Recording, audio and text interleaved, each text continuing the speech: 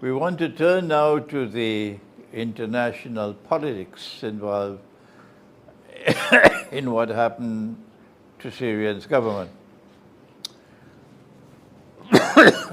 You'll have to excuse me, my cough. I'll do a little talking. You have to do most of the talking.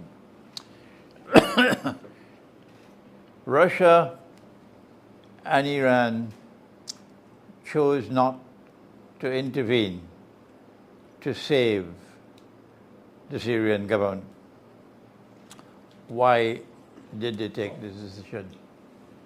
Well, from what I have read and heard from Syrian analysts and Russian and Iranians was that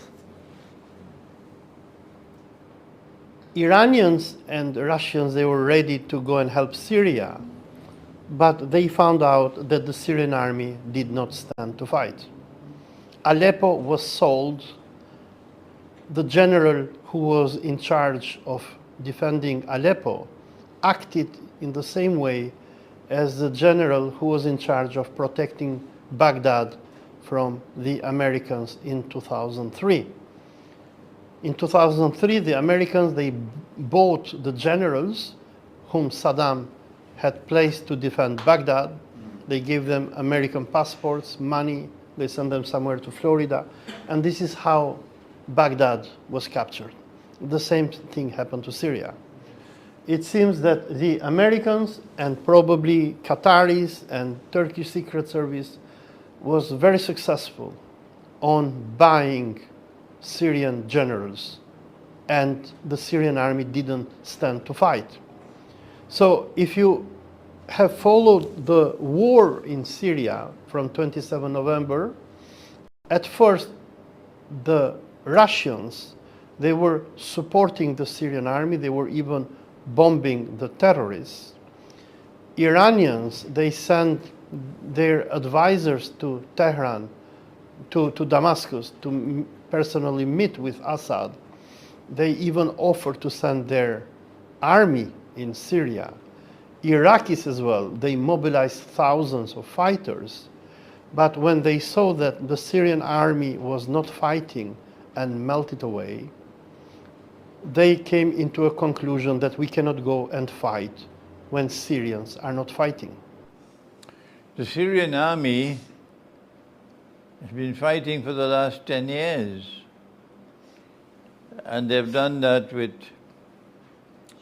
great courage, facing an enemy which was ruthless and barbaric. I call them Dajjal's warriors.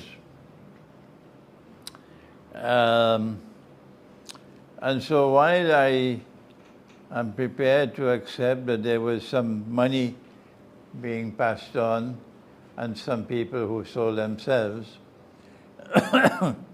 perhaps there was more to explain why Russia and Iran chose not to intervene to save Bashar al-Assad.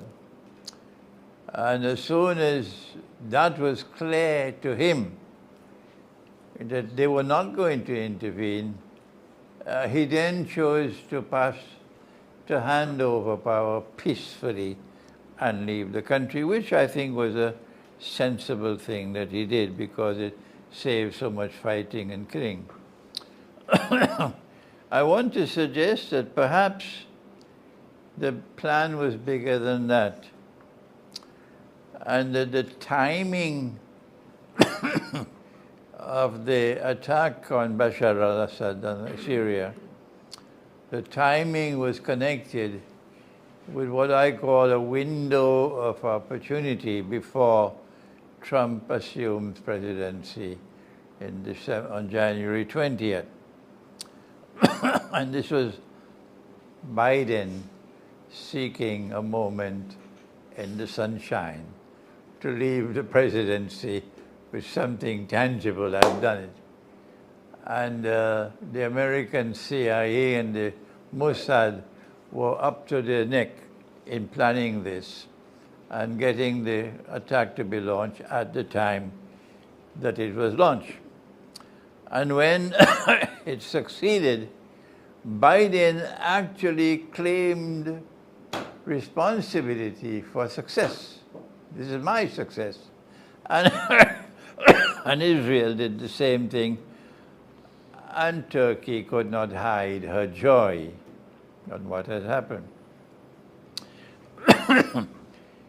I want to suggest, Dr. Olsi, that the timing of the attack on Syria was connected also with Ukraine. That Trump had already broadcast 24 hours of the day that if I win the election, I become president, I can stop that war in 24 hours. And if January 20th were to come and Trump does not show to the American people something tangible about ending the war, the American people are going to turn against him very quickly. Very quickly. Because I don't think they voted so much for Trump as they voted against Biden and Kamala Harris. They voted against them. That's how Trump won the election. But Trump doesn't have a plan to win to stop the war. He doesn't have a plan. He's fishing. And perhaps, Dr. Olsi, the attack which was launched on Syria was meant to provoke Russia and Iran to intervene. To open a new front. And if Russia and Iran had taken the bait and intervened, then the noose around the neck of Ukraine would have been released. And Ukraine would have some breathing spell. And so I want to suggest that perhaps one of the reasons why Russia and Iran did not take the bait and they preferred to sacrifice Assad rather than take the bait was because they understood the bigger plan, the bigger picture, and it was too dangerous for them. Now that that is over, what does the future hold in store? What can we look forward to in a post-Assad Syria? Well, I want to come back to what you were commenting right now, and I totally agree with you. I mean, the Russians understood very well what was happening in Syria. I mean, this was the plan B of the Zionists.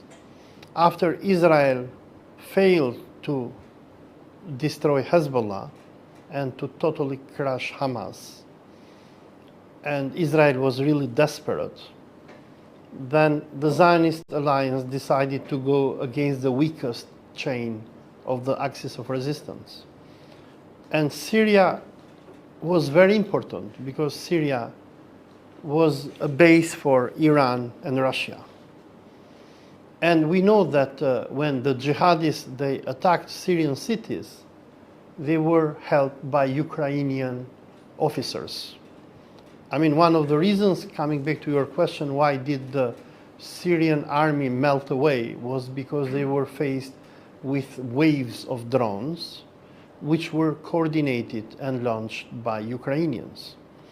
For people who follow Russia Today and other Russian channels, the Russian media have already alerted the public opinion since September 2024 that Ukrainians were going en masse in Syria, were training the jihadis, and they were getting ready. So the attack against Syria was not an attack against Palestine only. It was not an attack against Islam and Syria and Iran, but it was an attack against Russia as well. Precisely.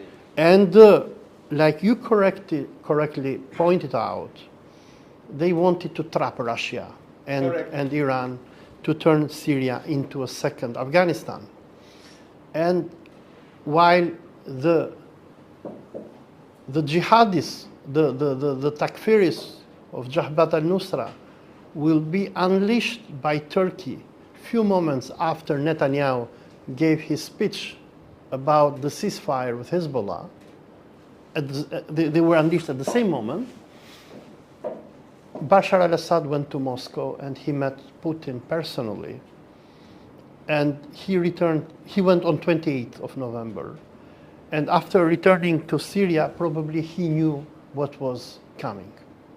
And as we have seen, he had prepared himself to evacuate. But what the Zionist empire wanted to have Syria turn into a second Afghanistan for Iran and Russia, I think that what the Russians did by calling Assad to go to Moscow is that they called the Turks to come in. And we are going to see in the coming months that Syria will not have peace.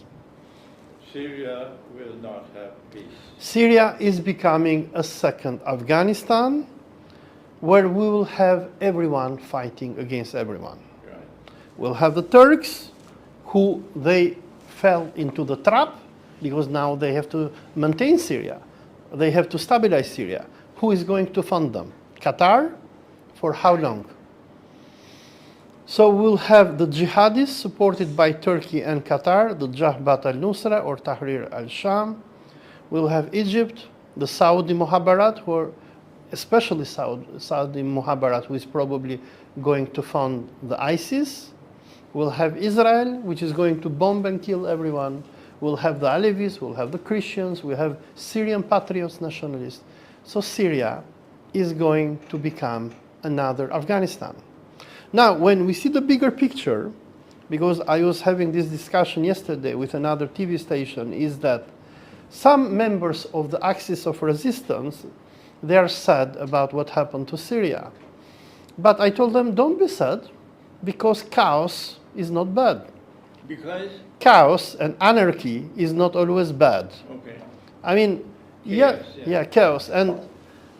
And the Zionists, they thought that by toppling Bashar al-Assad, they're going to win. They're going to secure their borders. But it is not so. Because like Mao Zedong said, anarchy is really great. Anarchy helps you do more than when you have a stabilized government. Look at Iraq. Until 2003, Iraq was ruled by Saddam Hussein, and the axis of resistance couldn't do anything. When the Americans entered in Iraq and they toppled Saddam Hussein, you have, of course, you'll have Al-Qaeda and Daesh, but you'll have also the axis of resistance. So while the Zionist empire, they thought that by taking out Assad, they will weaken Russia and Iran, I don't think so. Good. The Syrian regime, which has ruled over Syria how much, 3 decades or more, was an Alawi regime. And therefore, from our perspective, had no Islamic credentials. Alawi is far removed from Islam. Yeah. The positive thing about what has happened is that while we mourn the collapse of a government which was resisting Israel with credibility, we mourn the collapse of that government. But there is a silver lining that now there's greater clarity that the Alawi are gone. And as you just mentioned, that Syria would now become another Afghanistan. I was saying Syria is going to become another Libya, meaning a civil war. In Afghanistan, it is not so much a civil war, but a fight against the Americans. But in Libya, it's certainly a civil war. And we are now anticipating that that is what is going to happen in Syria. And the forces of Islam are now going to be able to emerge with greater clarity than was possible before. So this is one of the positive things which has happened.